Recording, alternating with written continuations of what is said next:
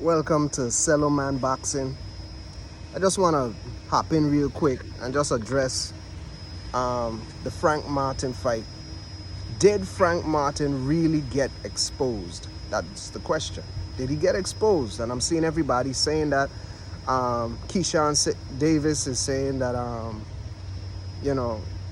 this proves, Frank's performance proves he's the best lightweight prospect. Shakur Stevenson is calling him food. Devin Haney was throwing little subliminal responses to his win also. And I get it. I'm not hating. I know it's very competitive. So, I mean, you expect that. But I want to say this. Frank Martin did not get exposed. He probably got exposed to casual boxing fans, but he didn't get exposed. Okay? From the time I saw that who the guy was, this German kid that Frank was fighting, Artem Harutyunyan or whatever his name is.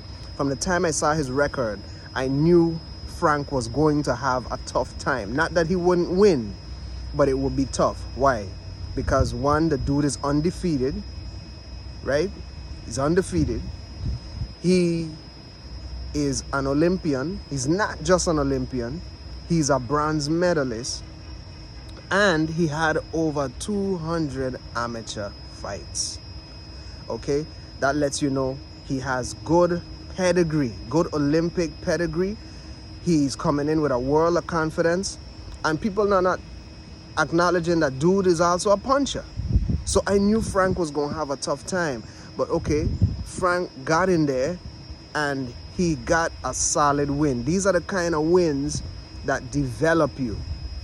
They develop you. When you look at Andre Ward's career, everybody's looking at Andre Ward as one of the greats, and he is. But the reason why Andre Ward was so great is because he had tough fights early in his career. They developed him, they matured him. Okay? And this is just part of the maturation process. Frank got in there against a guy with power, against a guy who's undefeated, against a guy that had great Olympic pedigree, so he could not outbox dude. Dude had a good jab, good defense, good footwork, good instincts, good IQ. So Frank, after a while, he realized he had to, he had to push the dude back. He had to push him back. He had to apply pressure. He had to disrupt the guy's thinking. He had to get him in defense mode. And the only thing that does that is calculated, devastating pressure. Pressure bursts pipes, period. Okay?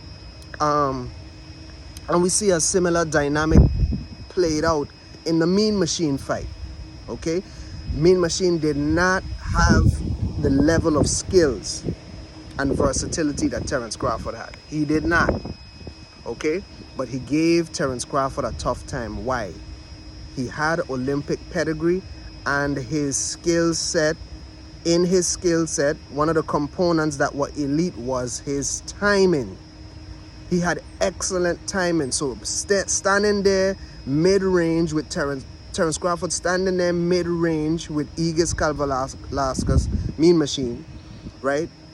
It was disadvantageous to Bud because the dude had superior timing. He couldn't outbox Mean Machine at mid-range. So we see Terence Crawford made the adjustment and he started putting pressure on him. Same thing Frank Martin did, just Frank Martin did it much later. That speaks to Bud's experience. Okay, Bud has a lot more experience. So Frank Martin, thank God he has a great coach. You see Derek James telling him, man, you gotta push this guy back. Why? Because you're not outboxing him. He's beating you to the punch. Push him back. That's how you beat an elite boxer. You start putting pressure on them. Start, overloading the hard drive so they can't process all that information. Okay? So Frank Martin did not get exposed. Okay? And we could get so fickle as boxing fans. We could get so fickle as boxing fans, wishy-washy, right? a fight ago, when Boots had that fight against that Russian kid, right? Everybody was saying Boots got exposed. Boots didn't get exposed. He won convincingly, okay? But it wasn't his best night. Why? Because the dude, even though he wasn't better than Boots, even though he didn't have as much skills than Boots, he had one elite component to his skill set. He had great fundamental footwork. That had Boots uncomfortable all night, taking clean shots all night, off balance all night, right? How did Boots close the gap? Pressure. He started whipping those body shots and hurting him, going upstairs, downstairs, right? And he got the win. He came back against Villa and he looked phenomenal. All of a sudden, he's the boogeyman again.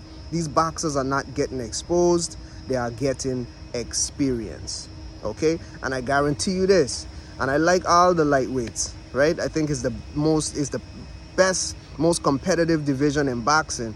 But I want to say this, Shakur, his last outing against Yoshino, that guy had nowhere near the skill set of the guy Frank just fought. Okay? Yigit that Keyshawn just fought, that guy has nowhere near the skill set than the guy Frank just fought. That's just facts. So we're going to see who the best lightweight is once they get in there with each other. But we can't be downing them every time they have a lackluster performance. They're learning on the job, especially guys like Frank Martin. He's learning on the job. People should really be giving him credit because he started boxing at the age of 18. So he's learning on the job. All right? So this is Sello Man Boxing. I just wanted to bring this, my thoughts on this issue. So to answer the question, did Frank Martin get exposed? The answer is no. He got experience. All right, Sello Man Boxing out.